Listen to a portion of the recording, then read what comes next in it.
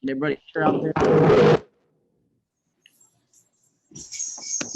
Hang on, I need permission to record, please. Coach will make an opening statement, and then we'll take questions. Please hit the raise your hand function. We'll turn it over to Coach now. Am I on? First of all, just like to give credit to Georgia. I thought they really outplayed us there in the second half. When you look at the game, of course, we'll learn a lot when we watch the tape. You can't turn the ball over 3 times against anybody and expect to win. We turned the ball 3 times in the second half. One's for a defensive score, 2 times, or I don't even think they made a first down and kicked field goals. So there's 13 points there that really changed the game. Made a lot of mistakes on the defensive side, especially on third down. It's and that's on me. Ain't on nobody else. It's on me. So I learned a long time ago that you got to be able to do what your players can do, and if they can't do it, you gotta do a better job coaching them up, and I've got to do a better job doing that. Offensively, created a couple of explosive plays in the first half, but in the second half, didn't control the line of scrimmage. Played behind the sticks. Got to be more explosive. Got to be able to run the ball, and we didn't really create any plays in special teams. So with that, I'll take any questions. All right, we'll start with Vince Farrar, and then we'll go to David Pascal.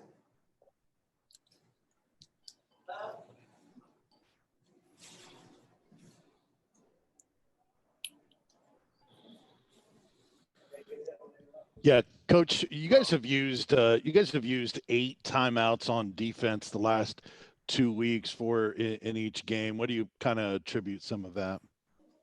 Well, there was a couple of times we didn't have the right personnel on the field. We had a few guys that got hurt. Sometimes you want to look and see what the other team's doing if it's a critical part of the game. I felt like there was 2 times tonight that we used timeouts when maybe we didn't want to, but we probably thought it was the best thing to do. Jeremy, I know you talked about the turnovers in the second half. Did Georgia do anything coming out of the gate there in the second half that was a little bit different that gave you guys trouble? Talking about on the offensive side? I'm sorry, on the defensive side, what they did. They got pressure on the quarterback. I don't know exactly what pressures they ran, but a couple of times we had people blocking them, and they beat us in one-on-ones. And then we threw a pick, which was an ill-advised throw. You just can't do stuff like that. I mean, it's pretty simple. We turned the ball over 3 times and didn't get any turnovers the second half. It's a difference in the ball game. And as a quick follow, is that as deep of a defense as you've seen? I know you were a part of a lot of deep defenses at Alabama, but when you look at Georgia's defense, is that one of the deepest ones you can remember? Because it seems like they play a whole bunch of people. Yeah, I guess I hadn't studied them that much. They got good players and do a good job coaching them up. All right, we'll go to Blake Topmeyer, followed by Jimmy Himes. Jeremy, what do you think has to happen for Tennessee to close the gap to where Georgia is right now? Don't turn the ball over 3 times in one half. It's pretty simple, guys. It ain't about timeouts. It ain't about it's about turning the ball over 3 times in the second half. It's about not being able to run the football. It's about getting off the field on third down. It's everything that I said in my opening statement. Those things we got to fix, and we'll work hard to do that. Jeremy, did you feel like you would be able to run the ball more successfully than you did against Georgia because you weren't able to mount much of a run game? Yeah, we didn't run the ball very well at all. Didn't seem to get in rhythm offensively. We created a couple of big throws there. But to win in this league, you have to be able to run the ball. And we didn't run the ball tonight. And it's tough to win that way when you become one-dimensional. And also the goal line stand at the end of the half. Did you feel pretty good about where your team was, maybe having momentum going in at halftime? Well, I mean, I didn't feel like we played real sharp defensively. Just made a lot of mistakes, especially on third down. Let the quarterback out of the pocket. Give them they got 2 first downs on penalties. One I think was a 3rd and 14 that they end up getting a first down on. So, yeah, we're sitting there with a lead at halftime. You got to go play the second half, and we had an opportunity to do that. We turned the ball over twice there, and I thought the defense really done a nice job holding them to field goals. But we never could sustain anything offense.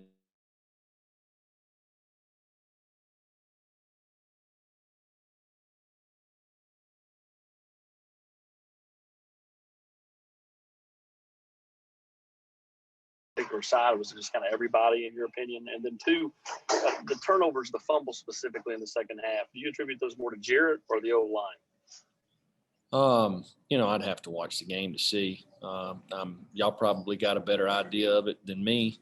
Because you get to watch replays and all that. I know that we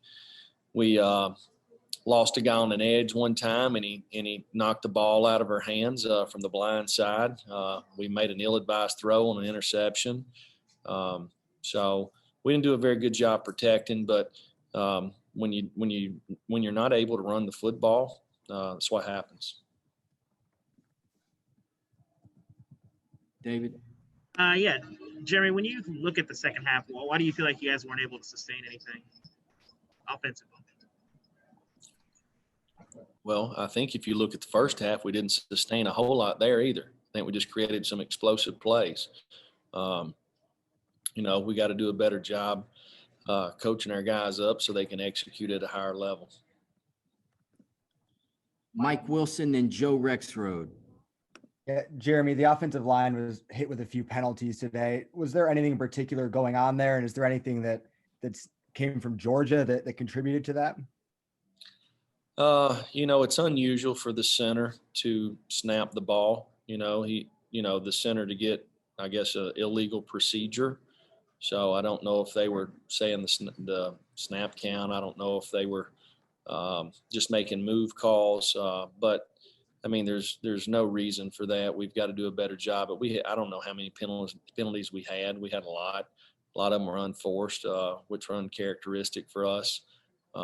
So you can't put yourself behind the sticks from penalties and expect to move the ball against a good defense. Joe? Yeah, Jeremy, as poorly as that third quarter was going, your defense still keeping you in the game, forcing field goals. So was there any talk at that point about still trying to stick with the run, establish it more, even though it hadn't been going well at that point? Yeah, our whole thing is to be aggressive, run the football, throw the football. We didn't win first down, and second down just felt like we just played slow to me offensively. Got to do a much better job. All right, Gustavo, then Jimmy Himes. Pruitt, what did you fundamentally learn from your team today, especially the adversity they have, especially in the second half where they couldn't score? I really think a lot of our guys, or most of our guys, played with really good effort. I don't think we executed at a very high level all the time. And then I think there's probably some guys on our team that didn't play good at all. I don't think there's many of them, but I do think there's a couple of them. And you need to play games like this to figure out, kind of who we are, So obviously we got to go back in there and if we're playing with really good effort, we got to execute at a higher level. And I saw a lot of that. I think our guys played hard. I just don't think we played smart all the time. Jeremy, in the fourth quarter, was there any consideration to make a change at quarterback?